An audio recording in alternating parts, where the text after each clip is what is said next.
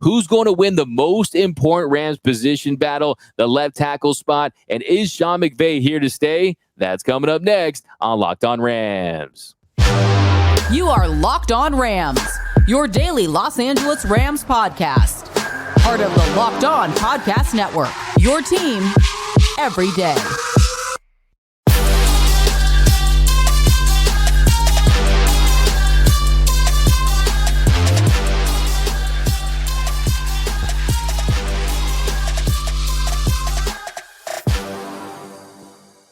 What is up, Ramily, and welcome to another episode of Locked On Rams, your daily podcast covering your Los Angeles Rams, free and available wherever you get your podcast. Locked On Rams, part of the Locked On Podcast Network, your team every day. We're also available over on YouTube, so if you haven't yet, be sure to subscribe to the Locked On Rams YouTube channel. Hit that subscribe button, hit that notification bell, and if you really want to support the channel, hit that like button. Let us know, who do you want to see win the job at left tackle, Joe Noteboom or Alaric Jackson? Who do you think should be starting? My name is Doug McCain. My friends call me DMAC. You can follow me on X and Instagram at DMAC_LA. I've been covering LA sports for over a decade. The Lakers for SI, the Dodgers for Dodgers Nation, now the Rams for Locked On. And as always, I'm joined by the Rams half and post-game show host for the Rams flagship radio station, ESPN 710 LA. He's entering his 8th season with the team, the People's Champ, Mr. Travis Rogers. You can follow him on X at Travis Rogers. Today's episode of Locked On Rams is brought to you by Underdog Fantasy. Visit UnderdogFantasy.com or find them in the App Store and sign up with promo code Locked On to get your first deposit doubled up to $100. On today's show, later, how serious should we take coaches' comments on players during the preseason? In our second segment, Sean McVay reveals his future career plans, but we begin with one of, if not the most important Rams position battles heading into the 2023 season, the left tackle spot. The showdown between Joe Noteboom and Alaric Jackson. 2 men enter, 1 man leaves. Trav, you ready to get into, my man? I am. You did throw me off a little bit by saying that you can follow the show on X. I'm still not quite used to that, but yes, other than that, I am ready to go. I think we just need to call it the artist formerly known as Twitter now, X. But yeah, it's going to take a lot of getting used to. But Sports Illustrated's Albert Breer, he visited Rams camp, and he said that Joe Noteboom has come back nicely off his Achilles. He's still going to have to compete to win the left tackle job. Alaric Jackson is in the mix too. It's important that new O-line coach Ryan Wendell has options at the most important position. So let's get into this position, because I think some of the big factors here are, one, Alaric Jackson. He's the guy that last year really was one of the surprises, was one of the positive developments for this offensive line that we know they were ravaged by injuries, 13 combinations for the first 13 weeks. That set a new NFL record. And really, he stepped up big. And I think he does have a legitimate chance to win this spot. I do too. I think this comes back to something that I don't want to say that everybody kind of glazed over, because I think everybody was aware of it and we talked about it. And it obviously was a point of emphasis last year coming into the season. And it got definitely brought up a few times over the course of the season. But they're still looking for somebody to replace Andrew Whitworth. That I know that Joe Noteboom was a guy that had played on the team, that had filled in for Whitworth when Whitworth had been injured. But they have never really figured out what to do without Big Whit on that left side, Big 77, not just because he was a great player, which he was, but the leadership that he brought to that offensive group. They have been in search of ever since he decided to retire. There was rumors about him coming back last season. There were rumors of the Bengals trying to bring him back because they needed a little help on their O-line. That this is a hole that got left that they have not filled over a season. Noteboom, of course, was a guy that, like I mentioned, had filled in a little bit right there, but this is it, right? And not just at left tackle, but most importantly at left tackle, because that's what makes the entire offensive line go. This is a huge deal. I do think it's an open competition. I think that Joe Noteboom was given a chance to get the job last year, did not thrive given the opportunity, ultimately gets hurt.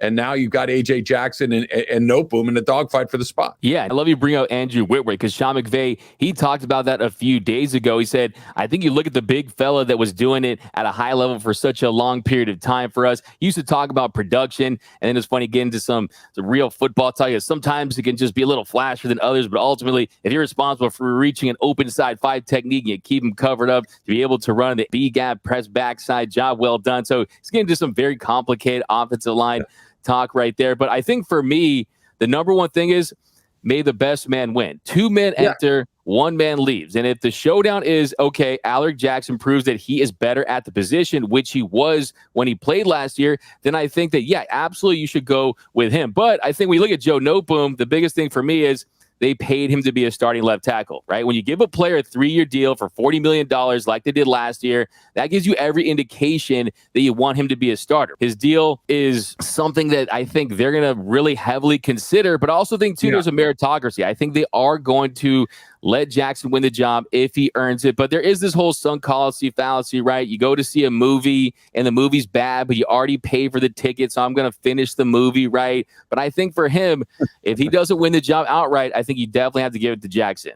Look, one of the things that I like the most about the way that the Rams have operated over the last 5-8 years or so, they don't give a damn if they've spent the money. They are not committed to just, well, we spent the money, we got to do it anyway. I give them all the credit in the world because the scenario that you just described, Mac, that concept of, sunk money, the Rams don't operate on that. They gave Jared Goff $100 million, and then 8 seconds later, they traded him.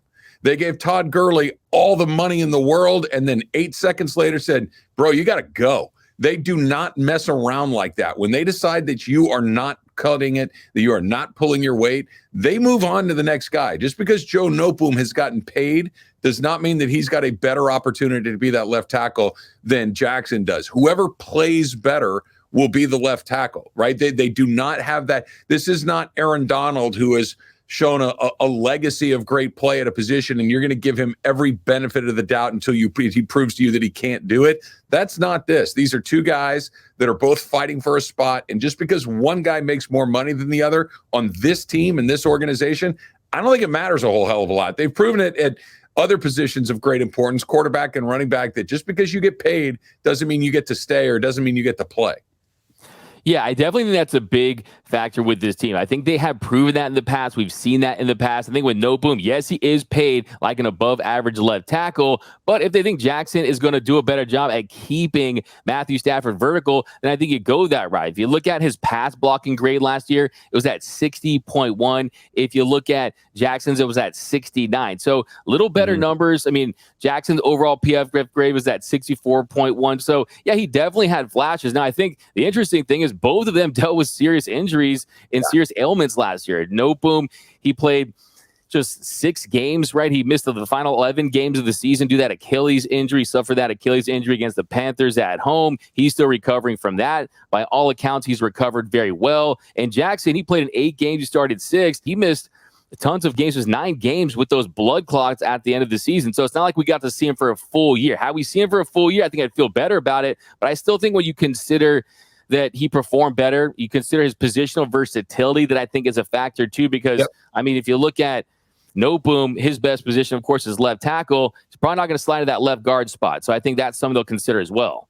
Yeah, Noteboom can play inside. They have used him there before, but I agree with you, D-Mac. His best spot is outside at left tackle. I think the advantage, if there is one, that Joe Noteboom has, if we're looking at big picture stuff, right, and not just necessarily this camp. And like I've said before, the everydayers are probably rolling their eyes. They probably know what I'm getting ready to say right now, which is, you got to throw last year in the trash can. It doesn't count.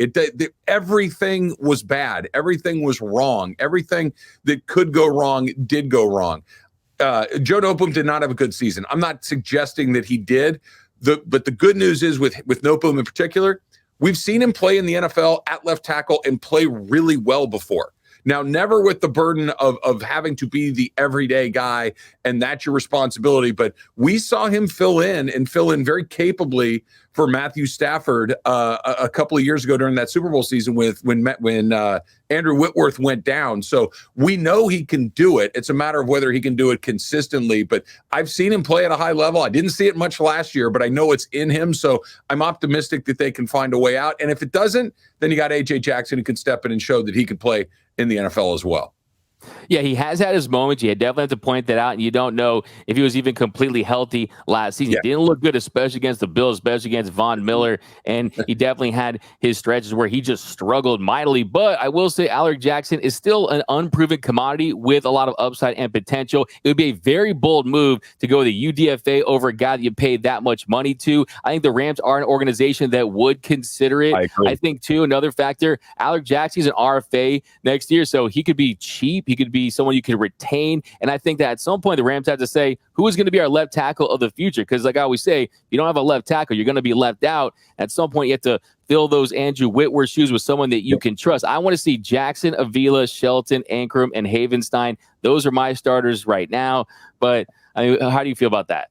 I think that's right. I think that's probably what it would be. I think that the one that you can kind of maybe squint a little bit and see Noteboom on that left side as the starting position. And look, we spent a lot of time talking about, franchise quarterbacks and where the Rams are going to draft in 2024, that they have a first-round pick for the first time since they took Jared Goff back in 2016. That if they're not at the top of the heap, if they're not picking, near the very, very top where those quarterbacks tend to go, then maybe this is the position that they look at. Then maybe this is that you start to build up that O-line before you build up that quarterback spot. Give Matthew Stafford a little bit better protection. Give him some chances there. But this is, on offense, it's the second most important position on the field. And right now, they got a question mark there. And Alaric Jackson and Coleman Shelton both have been getting more snaps, more opportunities with the one. So I think that's also important. But coming up in our next segment, Sean McVay gave us some insight into his future with the Rams. That's coming up next on Locked On Rams. All right, before we do that, D-Mac, let's talk a little bit about Underdog Fantasy. August is here, and you know what that means. The official start of fantasy football drafting month. Get championship ready for your home team by trying out Best Ball on Underdog Fantasy. All you do is one live snake draft, no waivers, no trades. Underdog sets your best lineup every week, and you can try it out with Underdog's Best Ball Mania tournament, the largest fantasy football contest of all time. It is back, and it is bigger than ever, with $15 million of total prizes up for grabs, including an absurd $3 million going to the winner. Last year, the winner drafted their team in July, so make sure that you do not wait around. Here's what you do. You go to visit underdogfantasy.com, or of course you can find them in the App Store and sign up with the promo code Locked On to get your first deposit doubled up to $100. $100 doubled. That's not bad. The Underdog Fantasy promo code, of course, is Locked On. Go to underdogfantasy.com, or of course you can find them in the App Store and get that first deposit doubled up with the promo code Locked On. We are off and running here on Locked On Rams. Thank you for making Locked On Rams your first listen every single weekday, free and available wherever you get your podcast. Locked On Rams, part of the Locked On Podcast Network, your team every day. And a special shout out to our everyday listeners. We appreciate you listening to every episode, watching every episode, and you can be an everyday listener too. Join the club. Membership is free, and you won't miss a thing about your Los Angeles Rams. But Travis, here in our second segment, we have to pick up on a topic that we've really discussed a couple times on this show, and that's the future of Sean McVay. How much longer will be the head coach of the Rams? Well, he recently said on a podcast, you don't ever want to sit here and act like you can predict the future, but it's not something that I'm looking at as a short-term type of decision. My plan is that this is something that I'm committed to for the long term. So that's definitely music to Rams fans' ears for a guy that considered retirement last offseason. He looks like he's re-energized. He looks like he's reinvigorated. But what's your reaction to those comments? I'm like you said, you took the words right out of my mouth. This is great news if you're a Rams fan. This is great news if you want to make sure that this team is in a position to succeed moving forward for more than just a season or two. That Sean McVay is one of those guys, right? They don't come around very often. The Rams were very fortunate to identify him early, to hire him perhaps maybe a little bit sooner than typically guys are going to get hired. He was in his early 30s. This is still the youngest coach in the NFL, despite going into his 7th season coaching this team. He's a two-time Super Bowl participant. He is a Super Bowl champion. So we know what he brings. He changed culture in this organization, which, in my opinion, is the single hardest thing to do for any coach, is to change the vibe in the room and change the culture. He did that and did it quickly. The only negative, I think, in Sean McVay, and it's really a pretty small one, but the criticism, I think, and the thing that if you're looking to poke holes is he coming or going? That's 2 years in a row where the thought, the idea, the rumor of is he going to come back has been there. After the Super Bowl, I never really seriously considered it because of, even with all the crazy money that Amazon was throwing around, Sean McVay just won the Super Bowl. He's not going to tap the mat at 36 years old and say, peace, I'm out of here. That just didn't seem realistic. Last year, I thought he was gone. I really did. I thought that the weight of the season, the intensity that he brings to everything that he does, maybe it'd become a little bit too much to handle, and maybe he's going to take some time off. Clearly, he's reinvigorated. Clearly, he's energized and ready to go.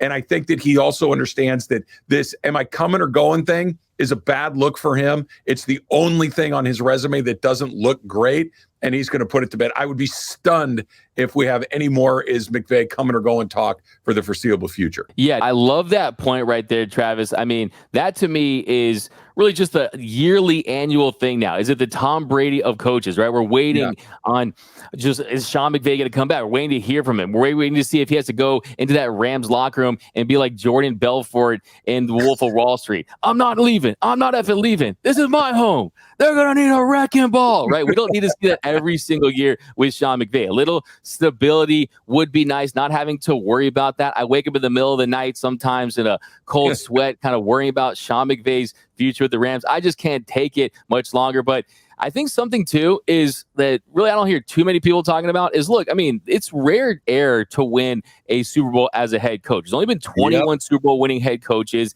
Andy Reid became the 13th different coach to win 2 Super Bowls. There's only been 4 head coaches that have won 3 or more. Joe Gibbs with 3, Walsh with 3, Noel with 3, and Bill Belichick and Tom Brady with 6. Yeah, so, no, look, I mean, here's the thing. He's already on a short list. If he gets another one, he's on a crazy short list. And he could be one of those guys that you talk like Walsh, Belichick, Reed, these guys that we talk about, not, Shula and Chuck Noll, that not just guys that were good coaches in this league, but that have accomplished more than almost anybody else that's come through that. He's not 40 yet. And that this is still coming up is remarkable. That he could check these boxes on his resume before he's 40 or 45. This is usually something guys accomplish in their 50s and 60s, not in their 30s and 40s. So he's so far ahead of the curve. And I said it at the time, and I'll say it again. I think he's the most important person in the entire organization. I think he's more important than Matthew Stafford. I think he's more important than Aaron Donald. I think he's more important than Cooper Kupp, because great players, they come and they go. And that's just the way that it is. And, if you last 5 years in this league, that's a good run. Head coaches, you get the right one, they can stick around for a really long time. He's definitely the right one. And I think he's the least replaceable player or person in your entire organization. And I'm happy to hear that he says that he's committed to it long-term, because you're not finding another one of those. Those guys do not come around very often. And when you get one, you got to hold on to them for as long as you can. Agree 100%. I echo all those sentiments. I think he's more important to his team as a head coach than any team in the NFL. From what they did in the past, what they're going to do in the future. He became the youngest head coach to ever win a Super Bowl at 36. My man got a statue at his alma mater at age 37. How many people are getting a statue at age 37? To your point, I kind of want to circle back and talk about the Amazon deal. Amazon Prime, they offered him $100 million. So that is a ton of scratch right there. And that's something that, that's a lot of money. But he's in his prime as a head coach. And I think that he needs to make it to the Football Hall of Fame. Okay, the Broadcasting Hall of Fame, I don't even know if that is even a thing, but I mean, I'm pretty sure you're in that, right? But I mean, the Pro Football Hall of Fame is something that he can absolutely make. One more title, I think he's an absolute lock, and I think he wants to continue to build his legacy in LA. I do find it interesting, though. One thing that kind of came to mind to me yesterday, reading those comments, is after the Tom Brady deal came out, the 10 years, $375 million, he said, well, I'll tell you what, seeing Tom Brady's potentially new deal, I'm thinking, what the hell am I doing coming back to coaching right now? Look, the money will be there. And very easy for me to say, for you to say that to not take the, $20 million a year or whatever it is that he might ultimately get. I know the Rams are compensating him really well. I know that there's all that. Look, his ability to do TV is not going anywhere. I believe that he will be on TV at some point. I just hope it's in the distant future, because he's gonna. You can do that as long as you want. But the thing that, like you said, D-Mac, that keeps you up at night, the reason I can sleep, he's a football coach. And all of these guys that I've talked to, the juice of sitting there and calling Monday Night Football or Sunday Night Football is not the same as winning and losing. It's not the same as putting together a game plan. It's not the same of being in a locker room every day with your players, with your coaching staff, and competing to win. Being an observer and being a commentator does not carry that same amount of energy and adrenaline. And if we know anything about Sean McVay, dude feeds on that stuff. He's not walking away from it anytime soon. Absolutely. I think his competitive juices are so high. His passion is coaching. His passion is developing players and going out there from an X's and O's standpoint and just beating defenses. So I agree with you 100%. Yes, there is the whole work less, get paid more that the Amazon Prime deal would have given him, but that does not replace the juice. Look, Jeff Bezos is the richest guy on the planet, but hey, no team is going to hire him to be an NFL head coach, right? Nothing can replace that same fire. So, yeah, I do think the fact that he's won that Super Bowl, that changed everything. That took the pressure off of him, knowing that, hey, we're going through this remodel, this little rebuild, this reset here, and we can go after it once again. Only concern I would have would be that he would take a head coaching job elsewhere, but I still think the Rams, with all the resources they have, everything they've given him, SoFi Stadium, Stan Kroenke, they're going to do everything they can to win 3, 4, 5 Super Bowls and try to be a dynasty here in LA. So I think he has everything he needs to optimize his success and really establish himself as one of the very best coaches in NFL history. And he fits LA, right? Like that he's energetic, he's handsome, he's in TV commercials. Like, I understand that there are other jobs that, maybe somebody would pay like Jerry Jones just to throw it out there, something like that. But Jerry doesn't want somebody that's going to get the credit. That I don't see him in a place like New York. There really aren't a lot of places for him to go that would give him the things that he needs as the head coach of the LA Rams. And like you mentioned, the fact that they're good, the fact that they're committed to winning, the fact that there's an ownership group that is clearly willing to do whatever it takes to win championships, and not just in the NFL, but in the NBA, in the NHL, that the Kroenkes are committed to winning titles like Sean McVay is. I really don't see someone poaching him by dangling money for another football job. The TV thing is always going to be out there, but another coaching job, at least for the short term, I don't think is realistic. For sure. That's absolutely on the money right there. And I think, too, one of my favorite things about Sean McVay, watch him during training camp, how many NFL head coaches are actually rushing the quarterback like he's doing? Out there doing work. I saw him covering Tyler Higbee in a drill the other day at practice. I'm like, yeah, okay. I don't think Andy Reid is covering Travis Kelce when they're doing drills in Kansas City camp. And I saw it. And by the way, out there, like putting his hands on him, running with him. I'm like, all right, let's go get it. Exactly. I mean, he's one of the coaches that should actually just be in uniform just in case they need it, right? Throw him out there in the nickel spot. But yeah, I do think he could use a McVay K sometime in the offseason to kind of unwind a little bit. He's very tightly wound, as you say. Like, do you think that his balance will improve, do you think? I think as you get older, it typically does. I know I'm not an NFL head coach, but as someone who is no longer in their 30s and 40s, you do realize to prioritize some things, that things get I don't want to say I don't know if they get easier, but you understand how to manage them a little bit better, that you understand that you can maybe spend a little bit less time on something and still get the same result. I hope that happens for him. But look, dude's wired the way he's wired. I don't think he's ever going to be a put his feet up and watch TV kind of guy. I think that he's getting ready to do what he loves to do, and that's coach football. I agree 100%. But coming up in our final segment here, how serious should we take practice reports, especially from coaches like Sean McVay, when it comes to evaluating, assessing players during the preseason? That's coming up next on Locked On Rams. And welcome back to Locked On Rams. Thank you for making Locked On Rams your first listen every single day. Free and available wherever you get your podcast. Locked On Rams, part of Locked On Podcast Network, your team every day. Now, Travis, here in our final segment, we're talking about these practice reports, right? We're talking about hearing Sean McVay talk about Tutu Atwell and some of these rookies and Puka Nacua. Now, for me, I always take coaches speak with a grain of salt. I think when I hear players talk about players, that carries more weight with me. I do think it's important to just get a general sense of what direction they're heading towards as far as who's starting certain positions. But yeah, you saw last year, Allen Robinson, he was like the second coming of Jerry Rice, right? So I think you always have to consider that. I do too. I kind of split it into two different categories. I think when you hear positives, you can flush it. I don't think it means anything.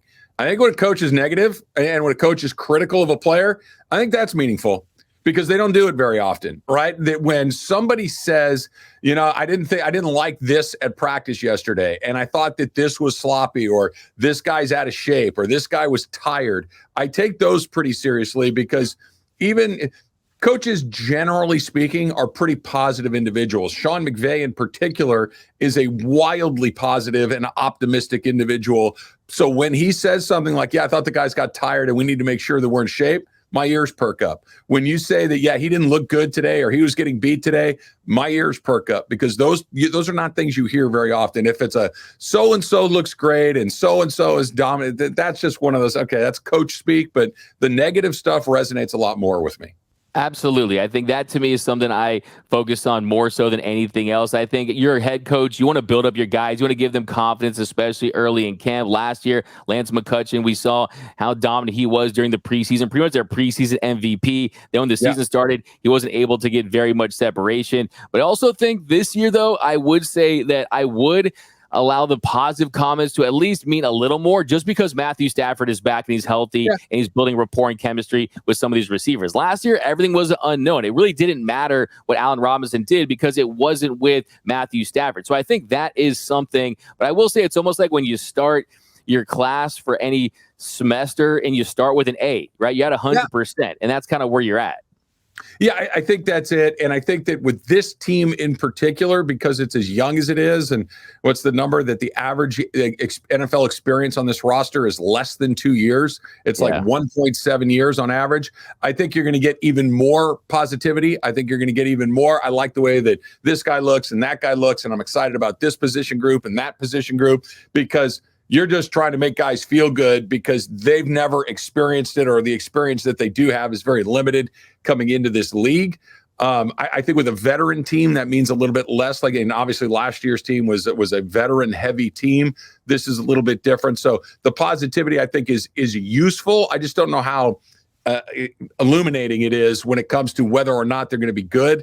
These guys are green, man. And just because they look good in a practice environment, we're going to get to see them play on Saturday. We're going to get to see some joint workouts after that against the Raiders and the Broncos. So I'm excited for those sorts of things. And the comments that come after that, I think, will be more meaningful than the things we saw when they're going up against each other.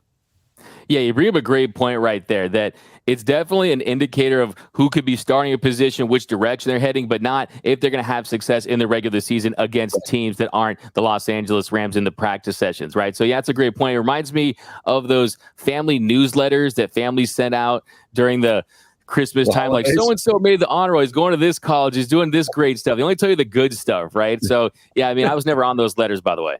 Yeah, no, they never tell you about the nephew who got arrested and flunked out of school. That's never in the letter. Exactly. I'm talking about all the suspensions and the tardies from class and that kind of stuff. But yeah, absolutely. But yeah, hey, all in all, I think he is being more forthright than we've seen from him from years. And like you said earlier, that the fact that when you talk about negatively about a player and possibly some of these camp sessions when he was frustrated with these rookies and their conditioning, I think he has sent a message through the media. So I will take the negatives more than I will take the positives. So I agree with you 100% on that one. Yeah, the negatives are not for us. It's for the player, right? Because I guarantee you and this isn't even McVay specific. This is just coach specific, that they're going to go to the player first and say, hey, bro, you're out of shape. You need to get your what together, because this isn't going to cut it. And their last chance to make that point is to do it publicly and maybe try to embarrass said player into getting their act together. But that this guy is struggling is rarely meant for us. It's meant for the player specifically. Yeah, and I think it's always different year by year for each coach for what they're trying to accomplish. Like what Sean Payton is doing. He's saying he doesn't want his starters to be wearing Gilligan hats in the second half. How many of those players even know who Gilligan is? Right? So, yeah, I think it's different from coach to coach. Absolutely. Red shirts, too. Not just the hats. Give him the red rugby shirt and have him run around the sideline 40 Gilligans. Just defy him on that. That would be great. But that's going to do it for this episode of Locked On Rams. My name is Doug McCain. You can follow me on Twitter and Instagram at DMAC_LA. And you can follow the People's Champ, Mr. Travis Rogers, at Travis Rogers. And until next time, whose house? It's Locked On Rams house.